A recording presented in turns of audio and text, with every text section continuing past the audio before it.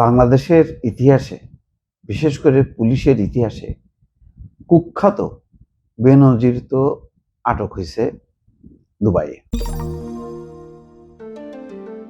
আলোচনা হচ্ছে যে আসলে কি তাকে ফেরত আনা যাবে। স্বরাষ্ট্রমন্ত্রী সংসদে বলছেন যে খুব শীঘ্রই তাকে ফেরত আনা হবে, কিন্তু বিষয়টা এত সহজ না।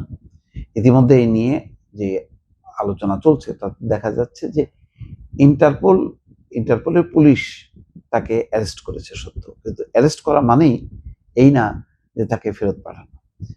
যেহেতু ইন্টারপোল রেড নোটিশ জারি করেছে, ইন্টারপোল হচ্ছে মানে বিভিন্ন দেশের সাথে ইন্টারপোলের তথ্য আদান প্রদান, অপরাধীদের গতি প্রকৃতি নিয়ে তথ্য আদান প্রদান করা হয়।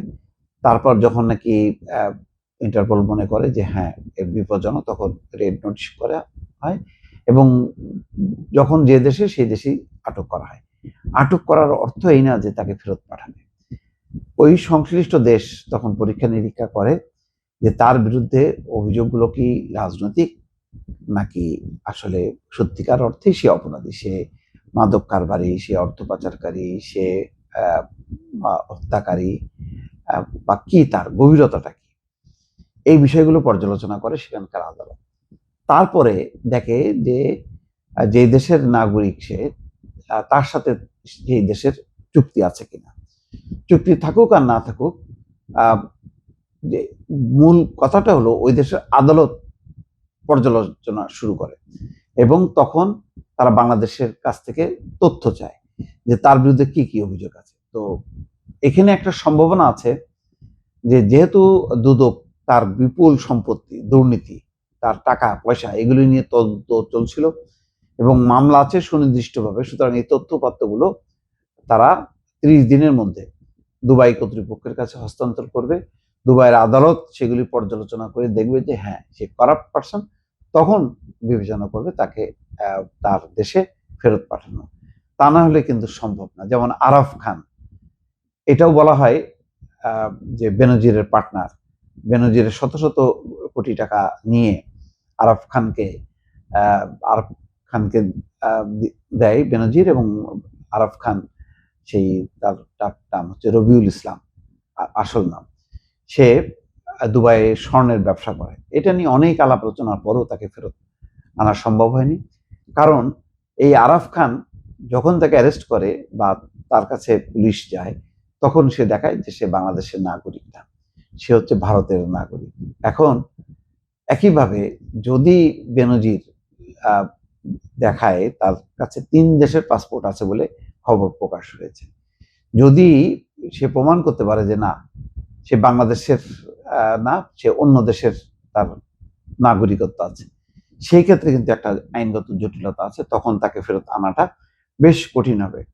ফলে একেবারে নিশ্চিত করে বলা যাচ্ছে না যে কূটনৈতিক প্রচেষ্টার মাধ্যমে তাকে খুব 30 দিনের মধ্যে বা 60 দিনের মধ্যে তাকে আনা যাবে, বিষয়টা এত পরিষ্কার না। এনবিসি আমিরাতের রাজধানী আবুধাবি কর্তৃপক্ষের সঙ্গে সমন্বয় করবে বলে জানান স্বরাষ্ট্রমন্ত্রী।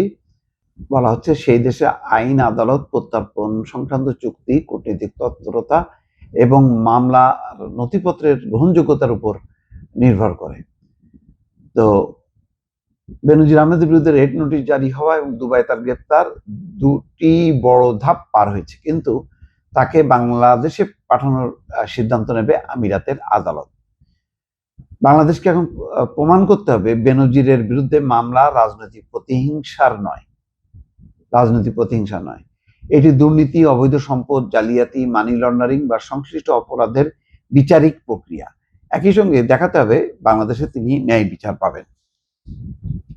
এখন বেনজিরও তো শক্তিশালী আইনজীবী নিয়োগ করবে এবং বারবার দেখানোর চেষ্টা করবে যে সে হচ্ছে রাজনৈতিক ভিকটিম, দেশে ফিরলে তার হচ্ছে সে ন্যায় বিচার পাবে না, সে শারীরিকভাবে ক্ষতিগ্রস্ত হবে, সে হত্যার শিকার হতে পারে, এই সময় নানান যুক্তি দেখানো হবে। ফলে আপাতত একটু সান্ত্বনা যে তাকে আটক করা গেছে এবং তার মুক্তিটাও সম্ভব না, আবার দেশে ফিরে খুব চটজলদি ফিরে আসবে সেটাও হয়তো সম্ভব না। তারপরেও এটা মানে বলা যায় যে আওয়ামী শাসনের, আওয়ামী বলয়ের একটা বড় ধাক্কা, যে বেনজিরের খবরাখবরগুলো প্রতিনিয়ত প্রকাশ হবে এবং তত বেশি আওয়ামী লীগের রাজনীতির, তার যে স্বৈরতন্ত্র, তার যে ক্ষমতা কেন্দ্রিক শাসন, দুঃশাসন, দুর্নীতি, লুটপাট,